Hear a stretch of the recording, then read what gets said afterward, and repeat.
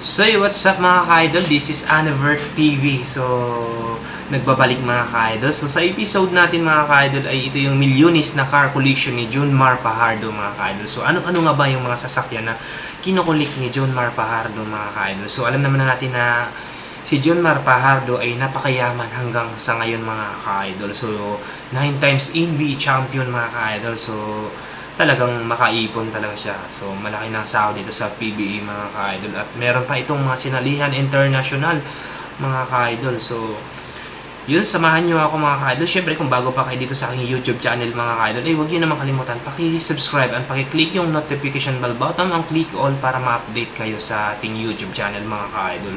At siyempre naman, nag-upload na rin ako sa aking Facebook page mga ka-idol. So, follow na lang at paki-click yung like so mismo video mga ka-idol para syempre malaking tulong po yan para sa akin mga ka-idol. So yung video na ito mga ka-idol ay nanggaling po kay Griego TV mga ka-idol. So bisitahin po yung kanyang YouTube channel mga ka-idol. So yun, samahan nyo ako, sabayin nyo ako para mas lalo nating maintindihan mga ka-idol na kung anong-ano nga yung mga sasakyan na kinokolekta ni Idol Junmar mga ka-idol.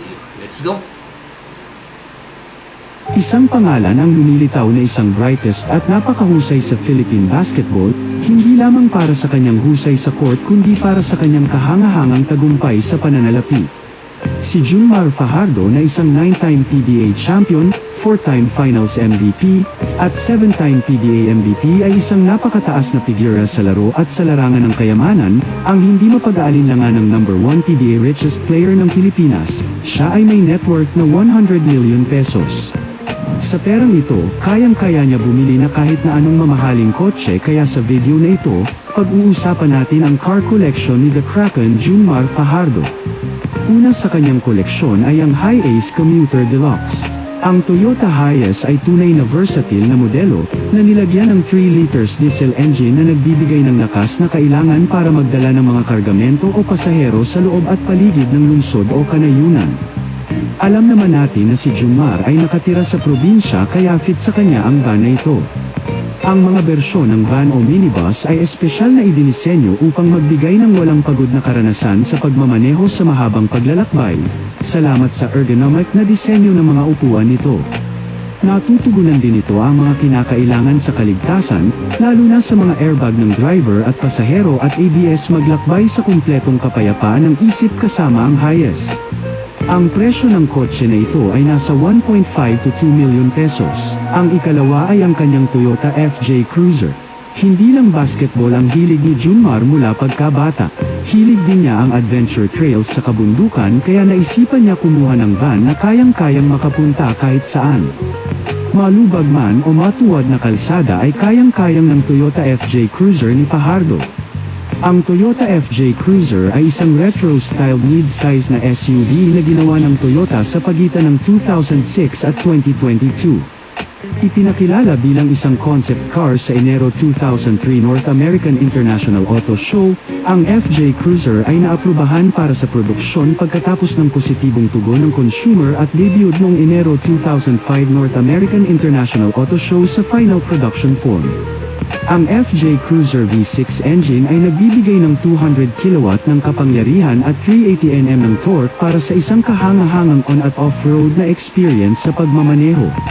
Nagtatampok ang interior ng FJ ng maraming elemento ng disenyo na nakatuon sa pagpapahusay ng pagiging praktikal sa labas ng kalsada.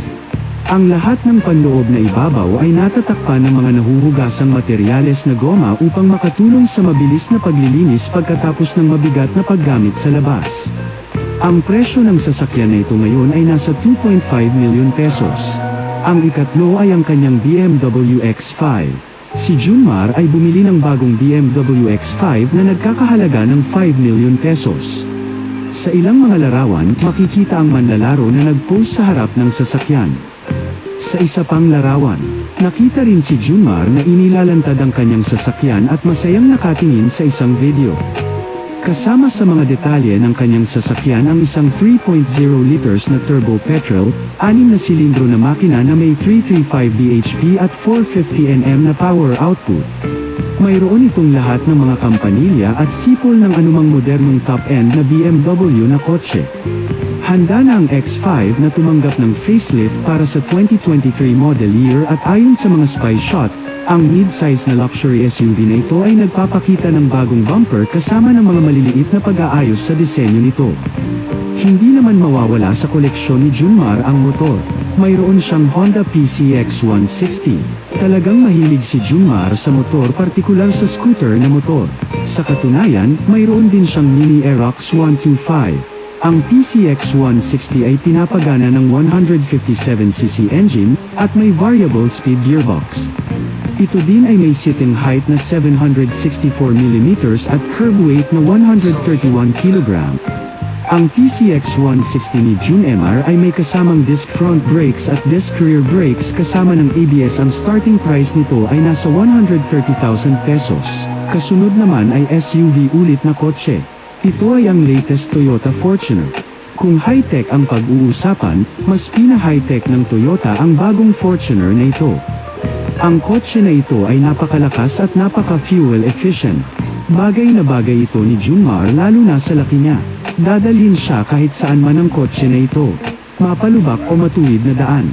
Ito ay isang 4x4 car na may 4-cylinder, 16-valve DOHC nozzle turbo na may air-cooled intercooler. Naka-wireless door lock na din ang kotse na ito. Kung comfort at interior design ang pag-uusapan, stand out ang bagong Toyota Fortuner na ito.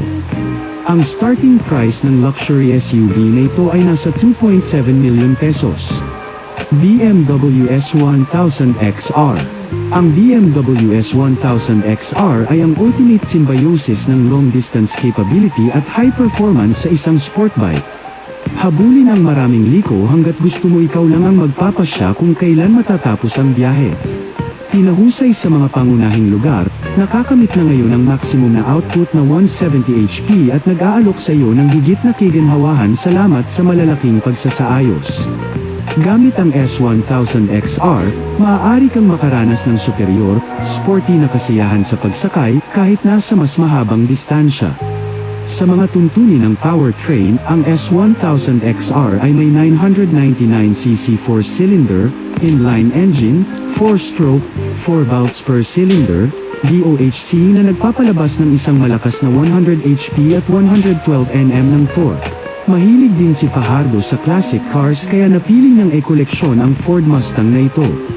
Ang kotse na ito ay isang 1969 Mustang Resto Mod mula sa Classic Recreations, ang tanging opisyal na autorisadong kumpanya na gumawa ng mga modelo ng pagpapatuloy ng 429. Ito ay may isang kahangahangang 8.4 liters na V8 engine. Ang Mustang na ito ay bumubuo ng isang kahangahangang 815 horsepower. Palagi bumalik sa orihinal bagaman, sa tuwing iniisip natin ang tungkol sa mga klasikong Mustang. Hanggang ngayon, malamang nawala ng iba pang klasikong Amerikano na mas sikat kaysa sa isang 1969 Mustang. Ang presyo nito ngayon ay nasa 2.9 million pesos. Ang kasunod ay ang Porsche Cayenne Turbo S. Ang pagiging isang Porsche, ang Cayenne ay isang siguradong senyales na ginawa mo itong buhay. Ito ay may kasamang twin-turbo na 4.8 na litro na V8 engine na gumagawa ng humigit kumulang 550 horsepower dahil kung ganoon kay aman ka, hindi ka magdadala sa mga walang kwentang bagay tulad ng fuel economy. Sa kabila nito, ang Porsche Cayenne ay nagbibigay ng maraming espasyo at maraming mga tampok na kiginhawahan. Maaari pa itong magdala ng 5 tao at isang desenteng halaga ng kargamento kapag kailangan mo ito. Ang presyo nito ngayon ay nasa 6.4 million pesos. At ang panghuli na koleksyon ni Junmar ay ang armored Toyota Land Cruiser 200. Ang isa sa pinakamalakas na armored car sa mundo ay hindi nangangailangan ng pagpapakilala. Ang bulletproof Toyota Land Cruiser 200 ay isang hiyas ng isang kotse, isang esensya ng tiwala at pananampalataya na binuo ng Toyota sa paglipas ng mga taon. Dahil dito, ang kotseng ito ay labis na hinangaan ng mga opisyal ng gobyerno, negosyante, sikat na personalidad at pribadong security personnel.